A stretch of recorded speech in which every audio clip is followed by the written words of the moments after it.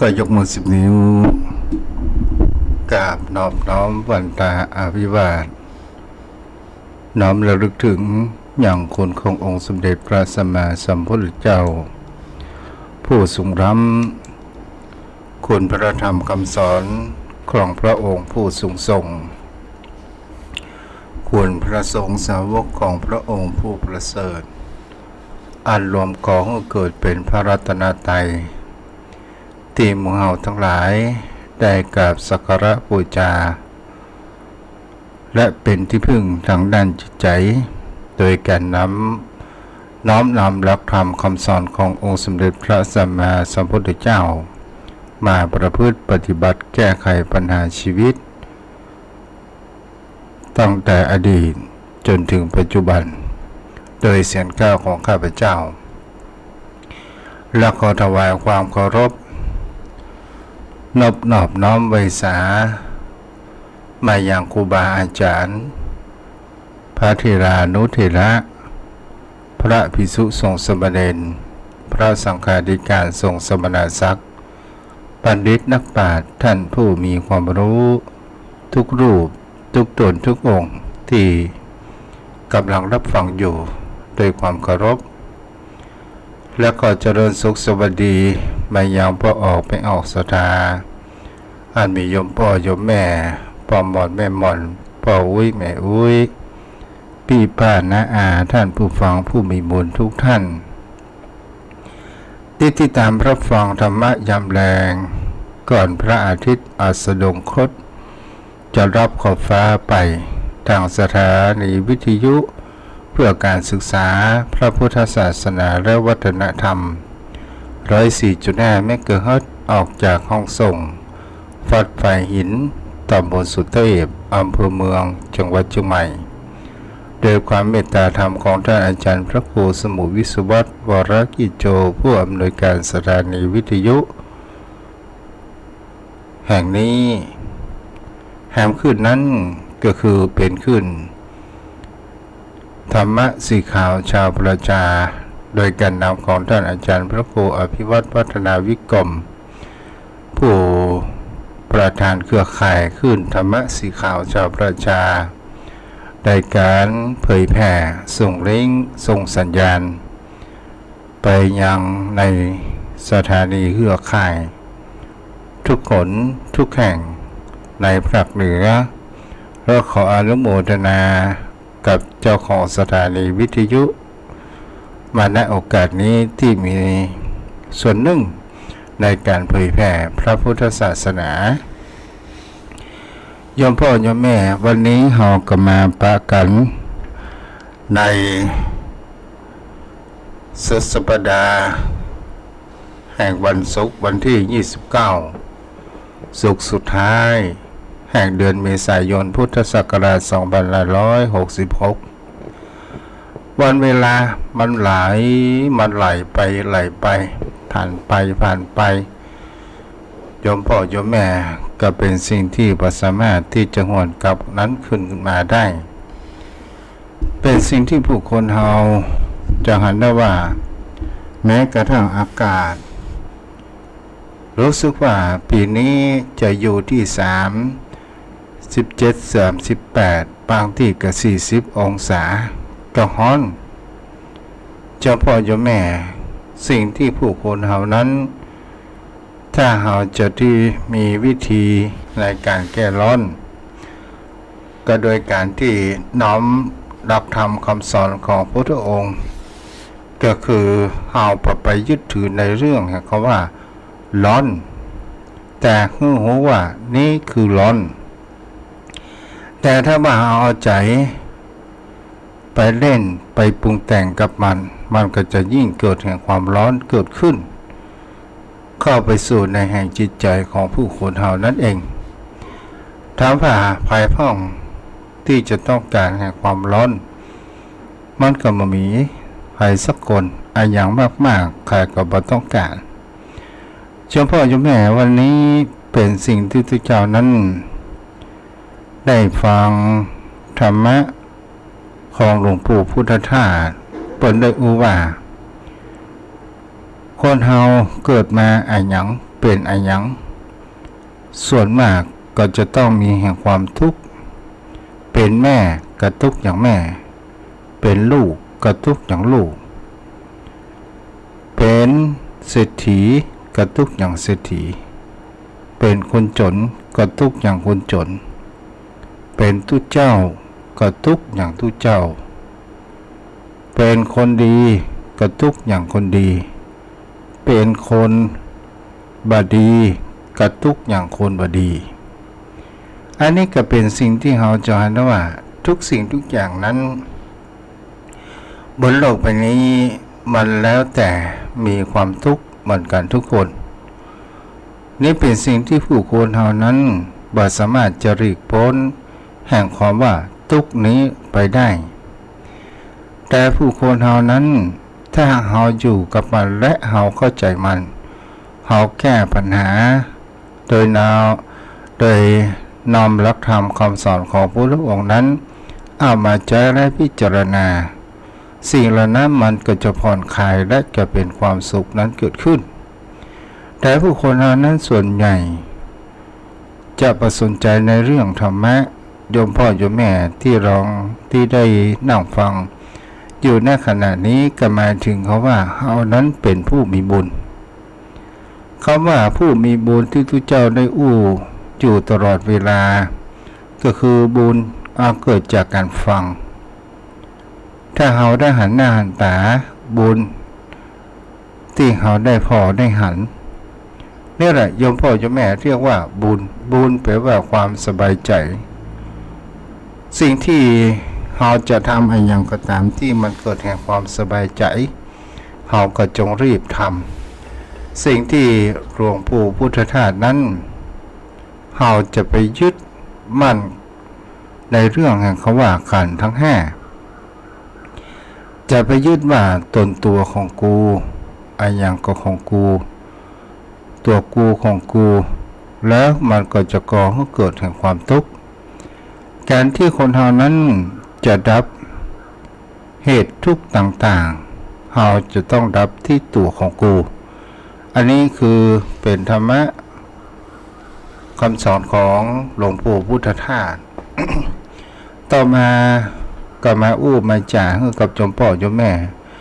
ได้รับฟังกันเกี่ยวกับเขาเรียกว่าขันธ์ห้านะโยมพ่อโยมแม่เป็นสิ่งที่บางครั้งบางคราวคนเท่านั้นก็ยังมามีความเข้าใจในท่องแท้ทำไมขันธ์ห้าที่พระองค์บอกว่า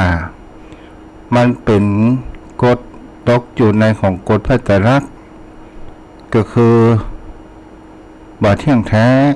บาถาวรและก็มีความเปลี่ยนแปลงไปอยู่ตลอดเวลา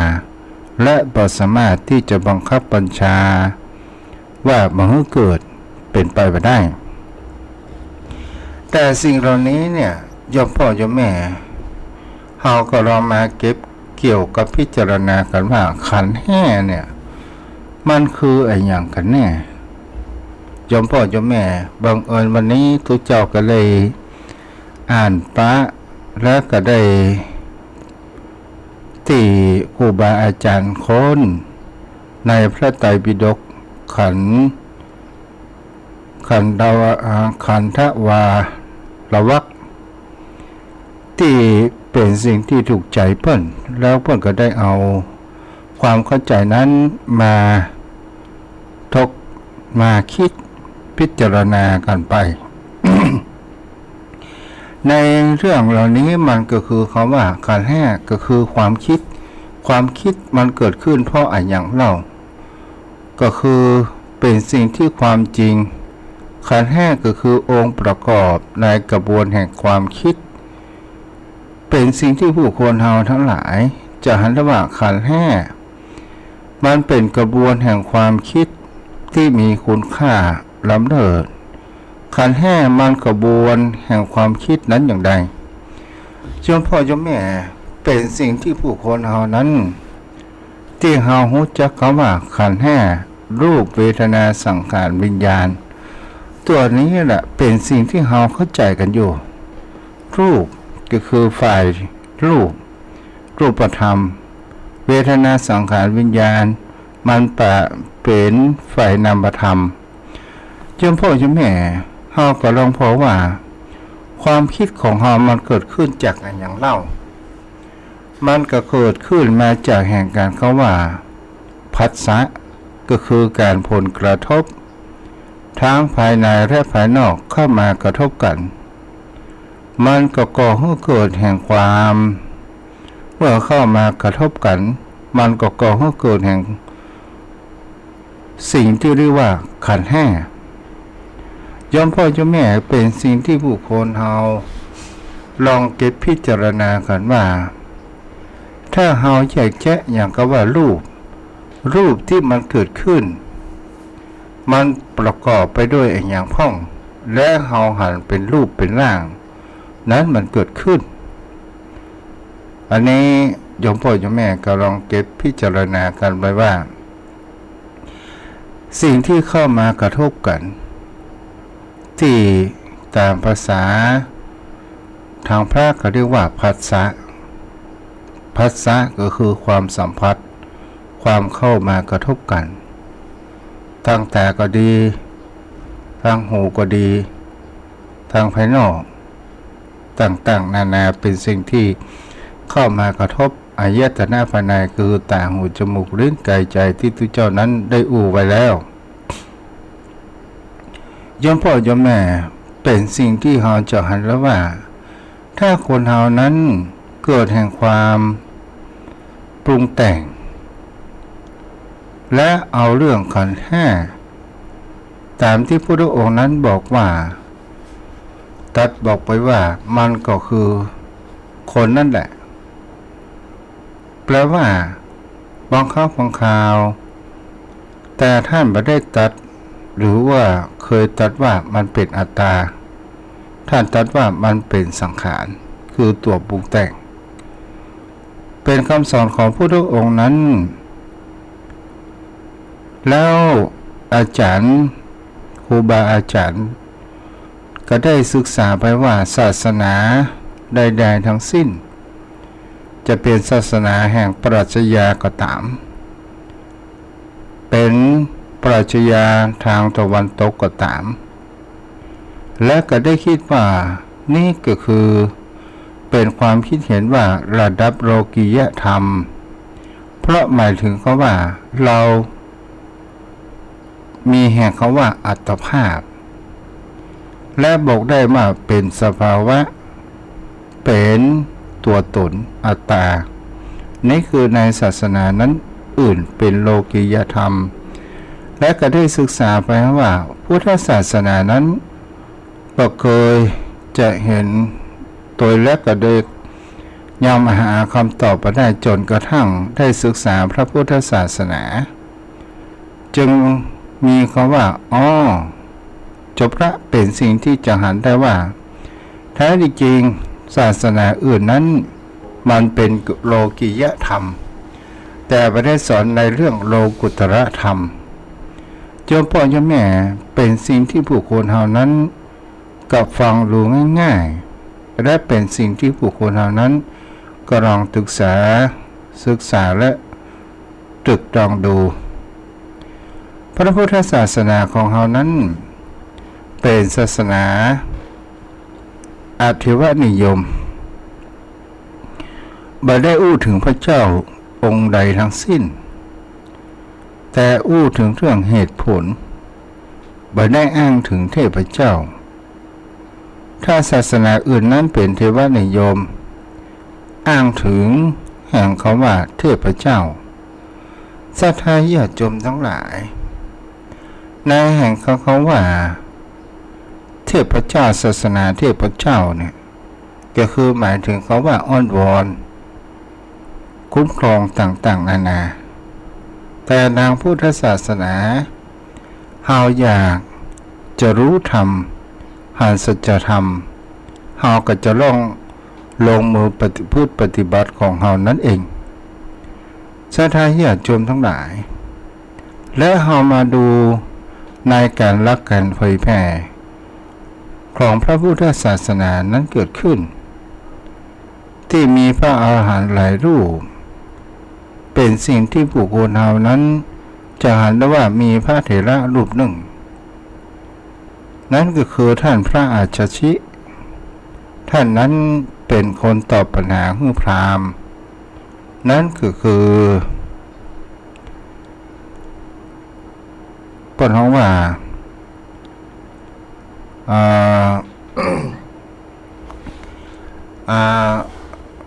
ตาปุษะเดี๋ยวกันเด้อพระสารีบุตรนามเดิมของเพิ่นโกริตะตาปุษะสาธาญาติโยมทั้งหลายเมื่อพระสารีบุตรข้างสมัยเป็นคฤหัสถ์นั้นจะมีเพื่อนก็คือพระโกริตะตาปุษะซึ่งเป็นสหายกันและก็ได้หันแล้วว่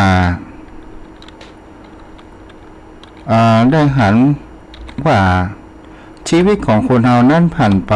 และก็มีความเปลี่ยนแปลงไปอยู่ตลอดเวลาหันบุคคลที่ร้อมรำฟังเพลงและก็เป็นสิ่งที่มีเกิดแห่งความน่าเบื่อและสั่งในสังสารสังขารของตัวเองจะทำให้จมทั้งหลายเป็นสิ่งที่ผู้คนเหล่านั้นจะเห็นได้ว่าความเบื่อหน่ายของคนแต่ละคนตาอุปติสสะก็คือพระสารีบุตรโกริตะก็คือพระโมคคัลลานะมันดับปิ้งมันหายไปโยมพ่อโยมแม่ก็มาอยู่สู่ในเรื่องนี้อุปติสสะกับโกริตะนี้เป็นเพื่อนที่ร่วมสุขร่วมทุกข์โดยกันมาทุกในแห่งเขาว่าสังสารวัฏนั่นเองเจ้าพ่อเจ้าแม่เป็นสิ่งที่จะหาได้ว่ากระเทศตกลงก่อนมาตอนนี้ไปเฮาก็หันนางฟ้อนลำที่บนเขาแล้วก็มีความเปลี่ยนแปลงจากหนุ่มก็กลายเป็นแก่และชีวิตของเฮานั้นเหลือน้อยไปลงทุกทีเฮาจะมัวแต่หลงระเริงในสิ่งที่บ่มีสาระมันก็จะก่อให้เกิดแห่งคำว่าเฮาก็เกิดมาบ่มีเหตุผลและบ่ได้อันอย่างสักอย่างเกิดมาว่างเปล่าก็เลยตกลงกันว่าเฮาต้องไปหาครูบาอาจารย์ผู้จะแนะนำทางให้เฮาพ้นแห่งเขาว่าเปิดเขาว่าไปซ่อหาแห่งความหลุดพ้นอันที่สุดแห่งทุกข์สถานญาติโยมทั้งหลายก็ได้ตกลงกันประการเช่นนี้และในตอนนั้นเขาก็อยู่ในสำนักเป็นลูกศิษย์ของฉันใจปริภาชกอยู่เจ้าพ่อเจ้าแม่เมื่อพระอาชชินั้นได้เดินบิณฑบาตอุปติสสะนี้ก็ได้หันอย่างพระเถระรูปนี้มีสิจารวัตรอันงดงามแล้วก็ได้เดินตามหลังและก็ได้ถามว่าถามครั้งพุทธกาลว่าท่านเป็นไผท่านมีอย่างมีวัดประพฤติปฏิบัติดีงามใครเป็นอาจารย์ของท่านก็โดยการประการเช่นนี้ศรัทธาญาติโยมทั้งหลายพระอาชชินั้นก็ได้ตอบปัญหาคือกับอุปติสสะว่าโดยการที่ว่าพระอาชชิอยากพระปุตพราหมณ์ชื่อว่าอุปติสสะนั้นอยากจะฟังธรรมจากพระเถระรูปนี้พระเถระพระอาชชิก็ได้ตรัสตอบว่าธรรมเหล่าใดเกิดแต่เหตุพระตถาคตทรงแสดงเหตุแห่งธรรมเหล่านั้นและความดับแห่งธรรมเหล่านั้นพระมหาสมณะมีปกติจะสั่งสอนประการเช่นนี้ ศรัทธาญาติโยมทั้งหลายเป็นสิ่งที่จะหันได้ว่าพระองค์จะได้แสดงธรรมในเรื่องเขาว่าอายังเกิดแต่เหตุสิ่งเราใดทำเราใดเกิดแต่เหตุศรัทธาญาติโยมทั้งหลายก็แปลว่าทุกสิ่งทุกอย่างนั้นที่เรามาอยู่บนโลกใบนี้เหตุที่เราได้เป็นอัตภาพแห่งความเป็นมนุษย์ก็เพราะว่าในอดีตชาติเรายังได้สั่งสมคุณงามและความดีและบางท่านบางคนก็บอกว่าทำไมเกิดมาวาสนาบ่เท่าเทียมกันเล่าเจ้าพ่อเจ้าแม่อันนั้นก็คือหมายถึงเขาว่า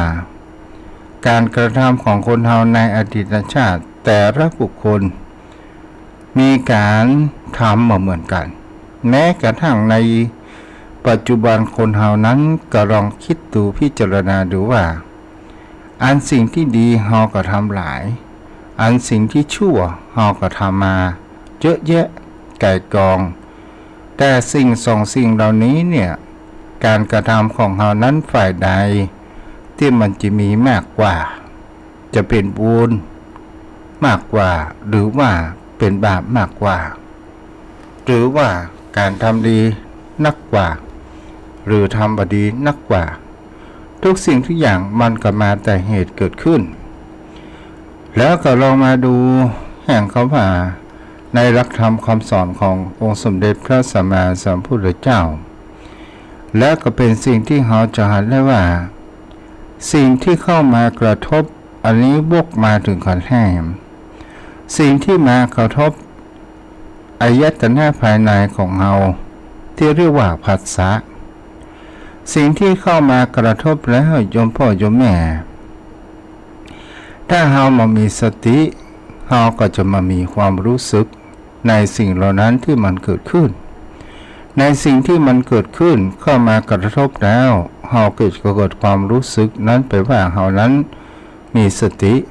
เป็นสิ่งที่เราจะหันกันว่าแล้วก็ถึงอย่างคำว่าโลกุตระธรรมกับโลกิยธรรมได้ยกมาเป็นสิ่งที่เราจะหันได้ว่ามีทางพระพุทธศาสนาเท่านั้นที่มีอยู่สองระดับโลกุตระและโลกิยะ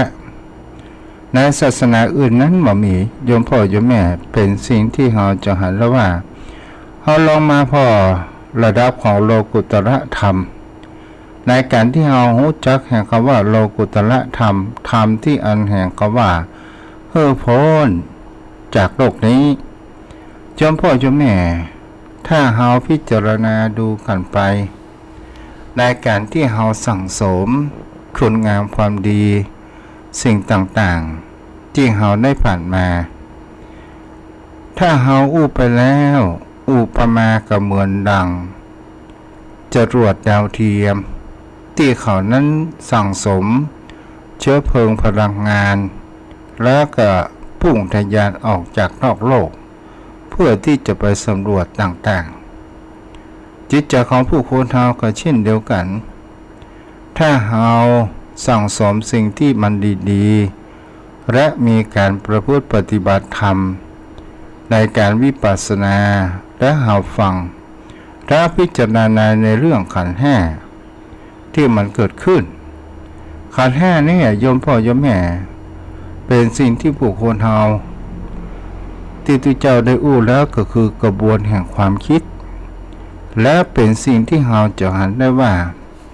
คนเรานั้นสามารถที่จะหยุดคิดได้หรือไม่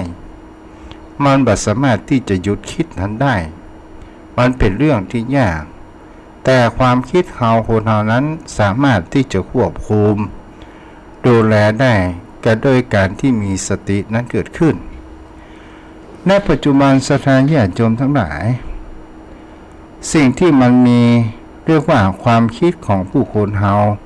มันเกิดดับอยู่เป็นลูกโซ่ตลอดเวลาเป็นสิ่งที่เราจะเรียกว่ามันฟุ้งกระจายไปด้วยนิวรณ์ทั้งห้าอยู่ตลอดเวลาจะเป็นกรรมคุณ พยาบาทหินมิทะกุทุจะความฟุ้งซ่านต่างๆนานาสิ่งที่มันเข้ามาก่อกวนจิตใจของเราอยู่หลายสิ่งหลายอย่างเรียกว่าตัวธรรมที่มันตัวเป็นตัวขัดขวางเมื่อเรานั้นก้าวเดิน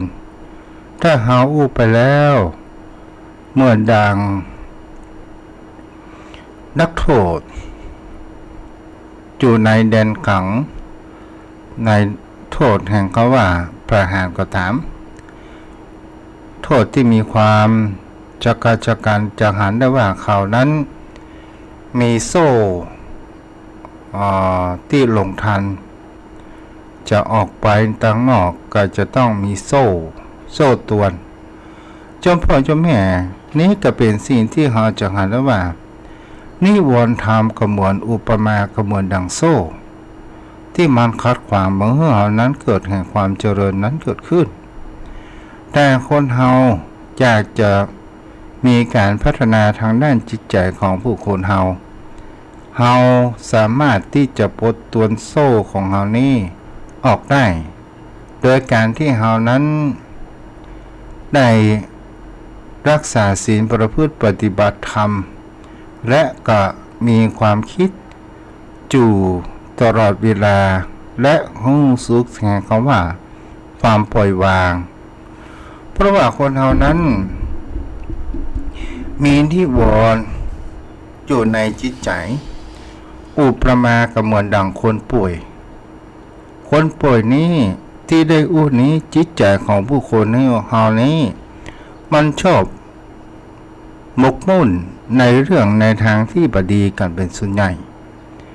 ยอมพ่อยอมแม่แล้วมันก็เลยแห่งเขาว่าความคุ้นเคยความเคยชิน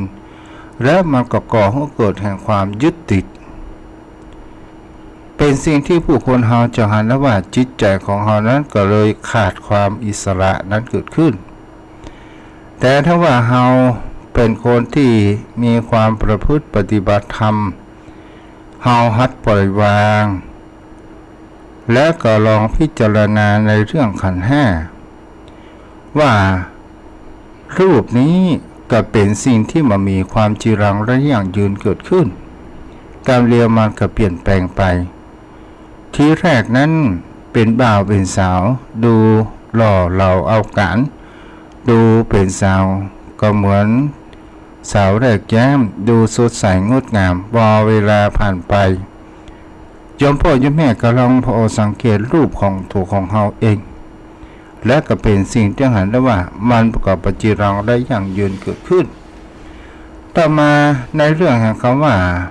ตัวความคิดของผู้คนเราที่เป็นตัวเวทนา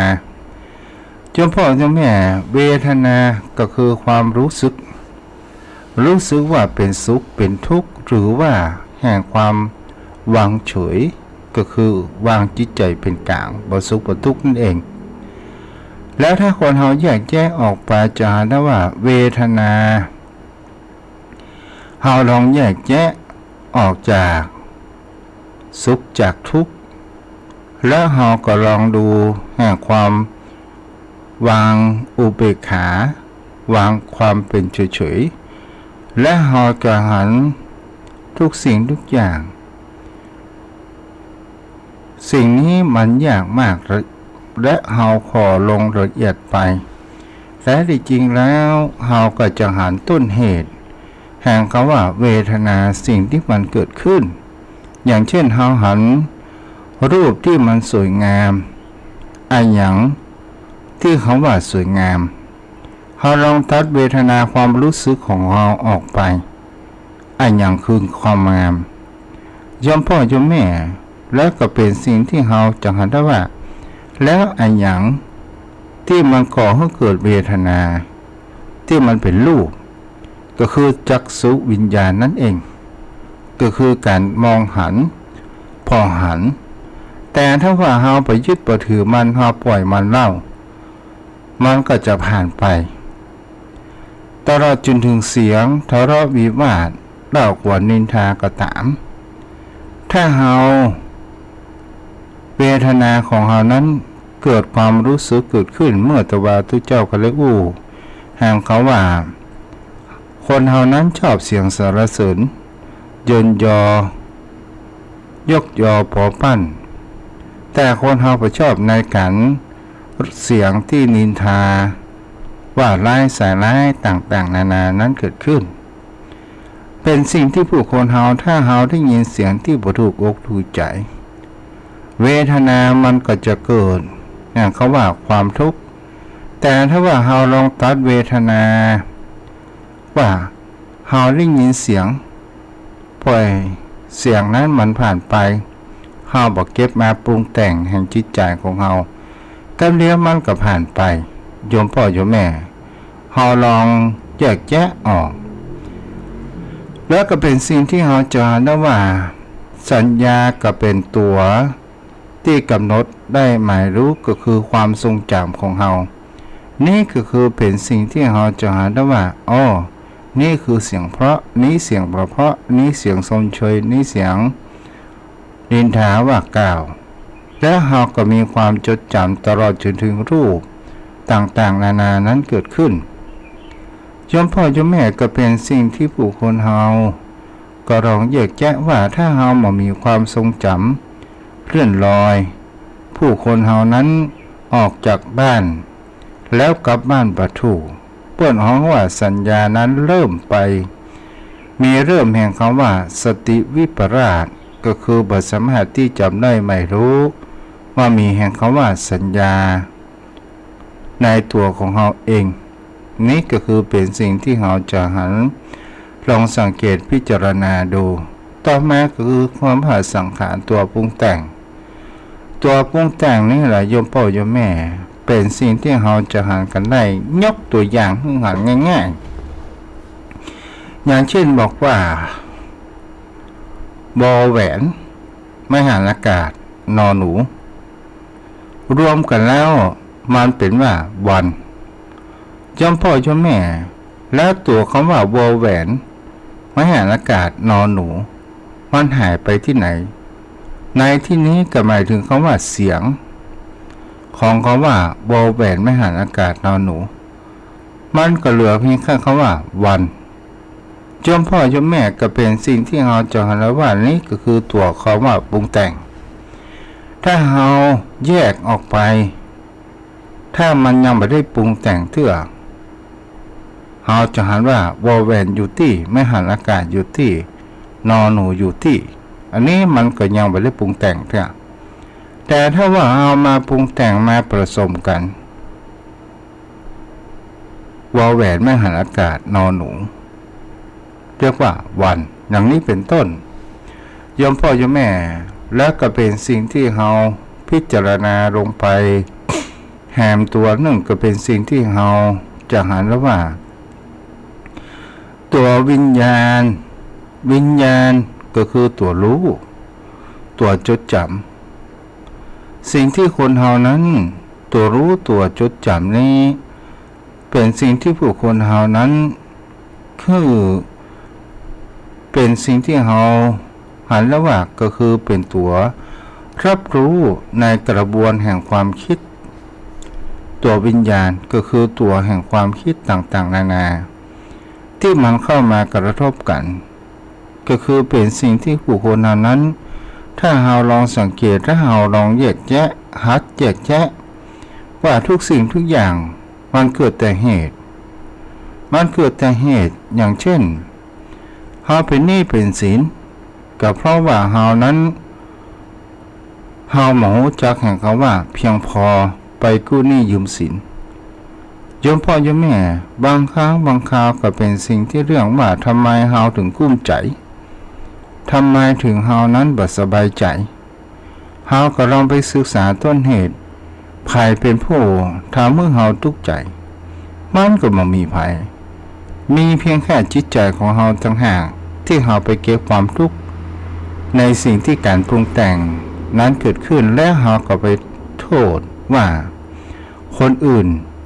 เขาทำสิ่งนั้นสิ่งนี้ให้กับเราและเราเกิดความทุกข์ใจอันอย่างก็ตามถ้าเราถือมันก็หนักถ้าเราปล่อยมันก็เบาและก็เป็นสิ่งที่เราจะเห็นแล้วว่าคนเรานั้นบ่ชอบในการเรื่องมองตัวเอง ชอบแต่มองแต่เรื่องของคนอื่นการที่เราจะมองเรื่องของตัวเองก็คือการเจริญสมาธิวิปัสสนายมพ่อยมแม่ก็คือเป็นการชำระจิตใจของผู้คนเหล่านั้นเองเอาละยมพ่อยมแม่เวลาก็ผ่านไปติดลมไปขนาดวันนี้ก็มีเรื่องเล่าให้ยมพ่อยมแม่คลายร้อนกันเนาะคลายร้อนกันวันนี้มีเรื่องเล่าว่ามีคนบ้านนอกคนหนึ่งเป็นแม่หญิงศรัทธาญาติโยมทั้งหลายและก็ไปต่างจังหวัดไปในเมืองก็คือบ้านนอกเข้าเวียงนะศรัทธาญาติโยมทั้งหลายบังเอิญลูกสาวก็ได้นัดหมายที่โรงแรม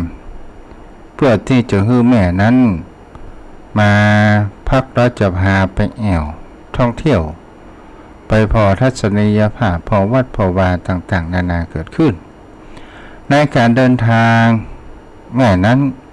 ก็จะต้องทำเป็นคนที่องค์อาจไปหาพอดีก็ไปตามที่ความนัดหมายของลูกสาวบังเอิญไปถึงที่โรงแรมแห่งหนึ่งตั้งบ่อยหรือว่าคนบริการก็ได้มาลากกระเป๋าสัมภาระต่างๆนานาเกิดขึ้นแล้วก็เข้าไปยังช่องหนึ่งศรัทธาญาติโยมทั้งหลายแล้วยายคนนี้ก็บอกว่าลูกเพื่อมันสมราคาหน่อยที่ลูกแม่นั้นจ่ายเพื่อมาอยู่ยังหอยังโรงแรมเนี่ยอย่างห้องมันมาคับแคบพอแล้วแอร์กับอาทิตย์พัดลมก็มามีมันอย่างไม่เอี้ยล่ำเหลือศรัทธาญาติโยมทั้งหลายมีความเดือดร้อนเกิดขึ้นแม่ไม่ยอมคนบริการนั้นก็บอกว่าเย็นๆก่อนนะคุณยายนี่มันไม่ใช่ห้องนี่มันเป็นแอร์มันเป็นลิฟต์ขึ้นไปหาชั้นที่15ที่ลูกสาวคุณยายนัดไว้ขึ้นลิฟต์ไปที่15อันนี้อาการลิฟต์0631639950 อนุโมทนาครับโยมแม่ทองคำที่วงคำตัวเด้อที่ได้ทำบุญกับทุกเจ้าเนาะ0631639950ความดังนั้นพลันองค์พระทรงชัยให้ตามพระอานนท์มาใกล้แล้วย้ำทำให้ปลอบโยน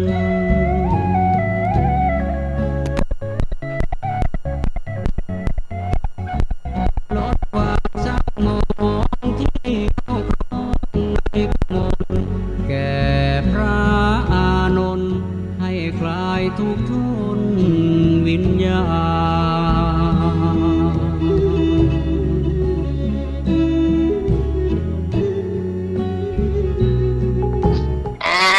ยายขอถามว่าเวลาเอานั่งสมาธิแล้วเอาเปิดวิทยุฟังเนี่ยมันจะพิษอันอย่างกอบมาพิษเนาะจะเข้าถึงสมาธิก่อนเจ้าแม่ฟังแล้วจิตของแม่นิ่งก่อนยายฟังพระเทศน์ทุกวันนะตอนเข้าสมาธินะแล้วรู้สึกว่าจิตมันจะสงบนะมันไม่ได้ฟุ้งซ่านเนาะจิตใจมันไปตั้งอยู่ที่ธรรมะเนี่ยได้กับแม่ถ้าจิตเขาสงบได้มามีปัญหากระทุกแล้วยายก็เอาพุทโธนั่นนะอย่างอันได้ก็ได้แม่จะ เจ้าเราก็มีอย่างนั้นเจ้าขอถามที่ข้องใจจะอีนะเจ้าไว้สาเจ้าบุญรักษาเด้อเจ้าเจ้า063-163-50วันนี้ก็เป็นนะเจริญพรเด้อแม่เด้อโอ้วันนี้สายเสียงแจ๊กเป็นอะไรอย่างสายแย่เนี่ยมันดังอยู่กับประเด็นเนี่ยหน้าซื่อเว้ยฮะเล่าไปแม่กำลังฟังจบหน้าซื่อว่ะก็สั้นๆแต่นะฮ้อนกับวันนี้อ่ะก็ถามอากาศมันก็ฮ้อนหลังกันไหมแต่วันพูกมันว่าฝนจะตกอีกอ่ะพี่40อีกอ่ะเอาหูแหละมันจะให้มันมานะเนาะจะเอาลมด้วยก่อนลมมาเอาลมหลวงมาเอาเนอะลมหลวงอ่ะยึดพัดเย็นดีด้วยลมหลวงต้องประเกตเอากะสาธุนะเจ้าเดี๋ยวใส่จะเข้าแม่นะกะที่ไปขึ้นรีบว่าห้องแคบขนาดเนี้ยแม่ก็บอกมีลูกก็น่าเป็นมีลูกลูกแก่แม่ก็หาแม่มีลูกถ้ามีลูกให้แม่อ่ะจะบรักษาได้อ้าวโทรเข้ามาได้เนาะ0631639950สายแจ็คเป็นอย่างมาหูเด้อมันดังเก็บ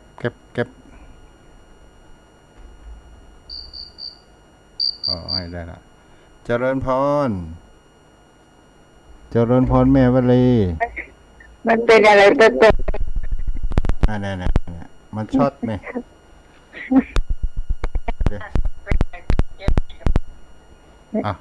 อาจารย์จะให้แต่ลมแต่ให้แต่พายุฝนมาเรื่อยมันประเทศหยุดไปเฉยๆเนี่ยกลับมาเวลามันหมดแล้วดูแต่ว่าเหลือน้อยเดียว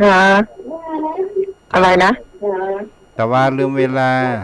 เหลือเวลาแห่งประกี่นาทีใช่ไหมวันนี้เหลือตั้ง15 นาทีเนาะก็หยุดไปเฉยๆว่าใดก็บอกว่าบุญรักษาได้สวัสดีค่ะอาจารย์จ้ะโยมแม่วันลีทาง Facebook มีทางแม่จันเพ็ญคำโพธาแม่ทองคำที่วงคำ0631639950เจริญพรเจ้าไว้สัตว์เจ้ายังฟังอยู่เจ้าท่านพระครูเจ้าฟังด้วยเนาะเจ้าดังชัดเจนดีอยู่เจ้ายังฟังเจ้าบุญรักษาได้แม่ได้ฟังเป็นจะได้พ่อแม่ฮ้อนก่อนจะบุญรักษาได้วันนี้ขึ้นสีขาว0631639950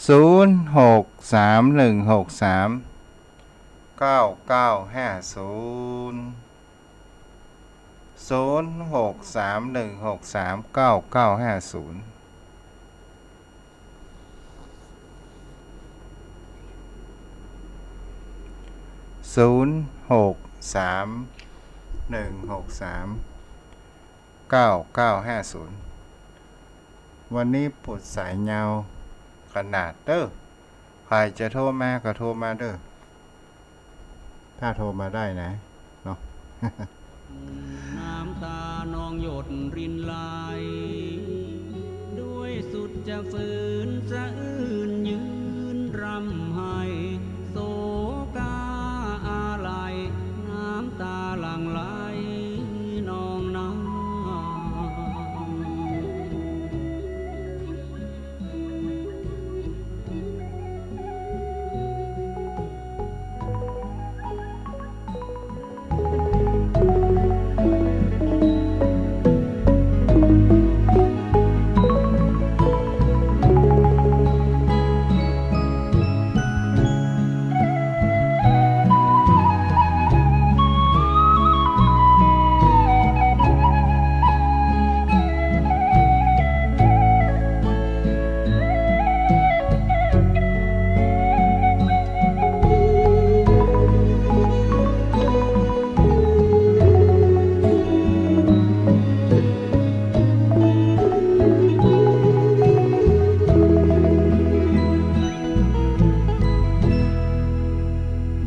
พระโท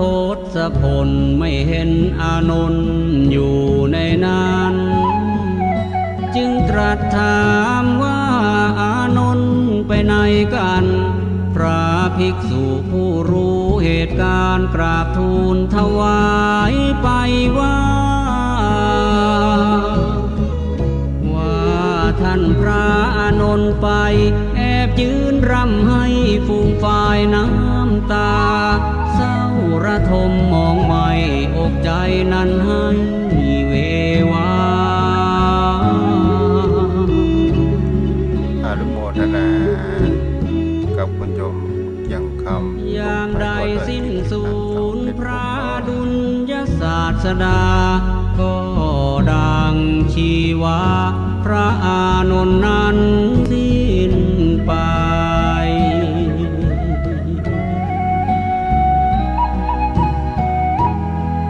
ทราบความดังนั้นพลันองค์พระทรงชัยให้ตามพระอานนท์มาใกล้แล้วย้ำทำให้ปลอบโยนเพราะนั้น ครับขอกราบแต่ใจไว้สารในเมตตาธรรมท่านเจ้าด้วยความเคารพยิ่งครับได้ฟังเสียงพระอานนท์ลำพึงลำพังโอ้ได้คติธรรมเหมือนกันเนาะท่านเจ้าเนาะจ้าแม่นละเปิดบรรลุอรหันต์หมดตัวเองบ่ได้ยังบ่ได้บรรลุเตื้อเนาะ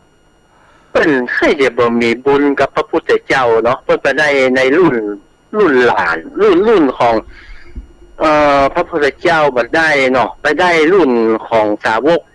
กองค์หลังๆ4 ปีเป็นท่านพระคุณเจ้าเนาะจ้ะแม่นแล้วก็เปิ้นเฮาว่าตัวอายุบ่ได้ท่านเจ้าเมาเปิ้นถ้าภาษาตามพันเฮาก็ว่าเมาอุปถัมภ์อุปถากมันมีเวลาเข้าใจแต่ท่านเจ้าเพราะว่าเปิ้นได้ดูได้แลบ่มีได้เวลาได้ปฏิบัติธรรมอายุเปิ้นยืนเนาะได้100 ชาวแล้วพระอานนท์นะครับแต่เปิ้นทรงพระหูสูตรนะเนาะครับความจำเปิ้นเป็นเยี่ยม84,000 ปานพระธรรมขันธ์เปิ้นจำได้แล้วท่านเจ้าเนาะจ้ะถ้าพระบ่มีเปิ้นนี่เปิ้นนึงเปิ้นได้มีโอกาสเปิ้นได้อยู่ใกล้ชิดและก็เปิ้นมีความทรงจำเปิ้นตัวเลยสามารถถ่ายทอดอันคำสอนได้ครับพ่อนั้นครับผมไหว้สาท่านเจ้าถามกันว่าทำไมพระสงฆ์องค์ข้าเจ้าจะต้องทำวัดเช้าวัดเย็นและเจริญพุทธมนต์พ่อหนานตอบพุทธเจ้าคำอันนี้ผมตอบตามความรู้ผมว่านี่เพื่อให้เกิดพุทธานุสติและให้ได้จำพระสูตรได้ท่านพระคุณเจ้าบอกให้มันลืมหายถูกต้องเนาะเพราะว่ามันจะมาในพระสูตรมันเป็นส่วนใหญ่ครับที่เรื่องราวอย่างต่างๆถ้าว่าเปิ้นภาษาทายายรักษาไว้มันก็จะลืมจะหายไปมันดีนะท่านพระคุณเจ้าภาษาบาลีนี่มันยังท่านเจ้าศึกษาห้ามเรียนมันมีแบบแผนคือมันเป็นภาษาที่บ่ตายแล้วท่านพระคุณเจ้าถ้ามันเป็นภาษาไทยภาษายังมันเป็นภาษาที่ดิ้นได้เป็นภาษาที่ตายไปกับกาลเวลายังเดียวออกอย่างคนเฒ่าคนแก่ถ้าเอาอู้เปิ้นก็ว่าบ่ทันสมัยเปิ้นบ่อู้กันละคนเฒ่าคนแก่เปิ้นว่าผู้สูงวัยผู้สูงอายุแต่ภาษาบาลีมันว่าพุทธาจารย์เนี่ยก็คืออาจารย์สังฆพุทธาจารย์พระสงฆ์พระผู้เฒ่ามันก็เป็นสังฆพุทธาจารย์ตั้งแต่สมัยพุทธกาลมาจนถึงปัจจุบันมันเป็นภาษาบาลีมันยังค้างรากศัพท์ของมันอยู่เนาะท่านเจ้าถูกต้องเนาะเนี่ยภาษาบาลีนี่ผมว่ามันไม่ใช่ว่าศักดิ์สิทธิ์อย่างขังอย่างเดียวท่านเจ้ามันเป็นภาษาที่มีแบบแผนโดยสามารถจะลึกอย่างแล้วมันความหมายมันแบบเลือนหายแล้วท่านเจ้าเนาะแต่ภาษาบาลีภาษาสันสกฤตภาษาตระกูลของอินเดียมันเป็นภาษาวิภัตน์เนาะเหมือนกับภาษามันมีท่านพระคุณเจ้าเพราะว่ามันเป็นวิภัตน์มันเป็นเอกพจน์พหูพจน์อย่างอยู่ในตัวของมันเนาะท่านเจ้าเนาะถูกต้องถ้ามันผิด มันผิดวัจนะไปยังไอ้ไม่ยังพันเตวิสูงเนี่ยถ้าเราจะเอาอาหารพันเตมันเห็นอาหารบอกไม่ยังนี่บอกว่าเราทั้งหลายอาหารว่าเราคนเดียวท่านเจ้าเนาะมีบอกอาหารมาบอกไม่ยังเลยท่านคุณเจ้ามาสามารถรู้ได้ในตัวของมันนะท่านเจ้าเนาะถูกต้องน่ะถ้าว่ามันเป็นภาษาไทยมันจะทำให้ภาษาในยุคปัจจุบันเนี่ยกำอู้เก่าๆอย่างเฮามานึกอยู่อย่างสุมาเตออย่างรองเท้าคนแต่ก่อนมาฮ้องว่าเกิดเกือบคนมาเดียวเพิ่นบ่ฮ้องแล้วภาษานั้นมันก็ตายไปเลยมันบ่ฮ้องกันแล้วก็เริ่มมันมีแล้วเนาะมันมีแล้วครับรุ่นผมนี่ได้ยินแต่คนเข้าจะแต่มันอู้คนกลางคนนี่พวกก็บ่อู้แล้วครับยังเตียวลังนี่นะเมื่อผมเป็นละอ่อนต้นอู้อยู่เนี่ยเตียวลังคือมันเป็นเตียวของฝรั่งเตียวกางเกงขายาวแล้วครับคนเฒ่าแก่เพราะว่าเตียวลังเพราะว่าฝรั่งเพิ่นจะชอบนุ่งแล้วคนไทยเอาเพิ่นมาใจก็เลยฮ้องว่าเตียวลังแต่คนสมัยไปเที่ยวเพิ่นบ่ฮ้องเลยทำไมคนไทยฮ้องคนต่างชาติว่าฝรั่งเดียวกันเนี่ยท่านเจ้าฝรั่งฝรั่งมันอันนี้ฝรั่งเศสนี่ห้องฝรั่งนะท่านเจ้าเนาะแต่คนอังกฤษเขาขอว่าฝรั่งอันนี้ผมบอกว่าเนี่ยท่านเจ้าเนี่ยแต่ฝรั่งเศสนี่มันห้องว่าแฟรงค์แปลว่าฝรั่งเลยครับแต่ว่าอังกฤษนี่เอาขอห้องฝรั่งอยู่นะท่านเจ้าแต่ว่าความเป็นมาอย่างใดก็บอกว่าเนี่ยเอารวมมาหมดเป็นสมมุติสัจจะเนาะ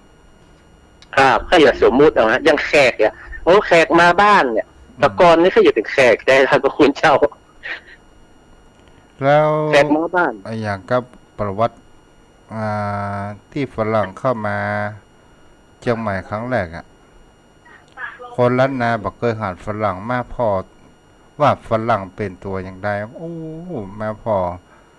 เป็นตัวเพือกก็อีโดคนเพือก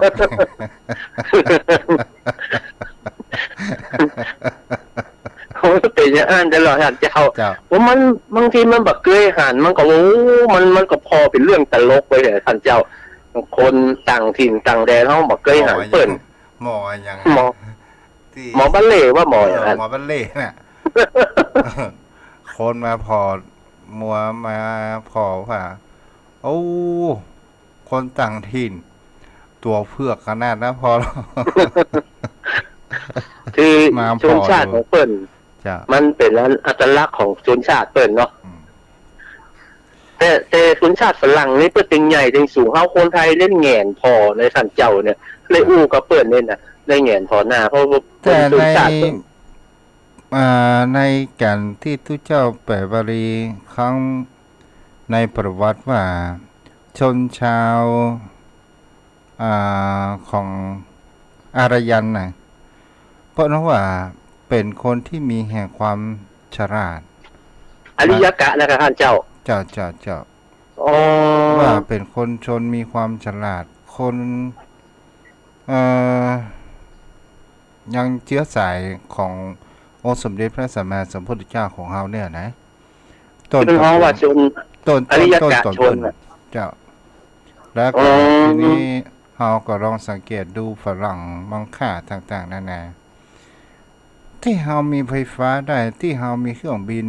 ที่เฮามีรถยนต์ได้มันก็มาจากฝรั่งทั้งนั้นนะอยู่ปะความจริงความเจริญทางด้านวัตถุนี่นะท่านเจ้าเฮาได้รับจากฝรั่งจากชนชาติอันเนี้ยชาติฝรั่งอันไปนักเลยท่านเจ้าของเฮานี่มันจะเป็นของพื้นบ้านไปนักอย่างแปลงล้อแปลงรางอย่างนี้ก็ใช้วัสดุพื้นบ้านแต่พวกฝรั่งธงชาติและเพลงชาติไทยเป็นสัญลักษณ์ของความเป็นไทยเรา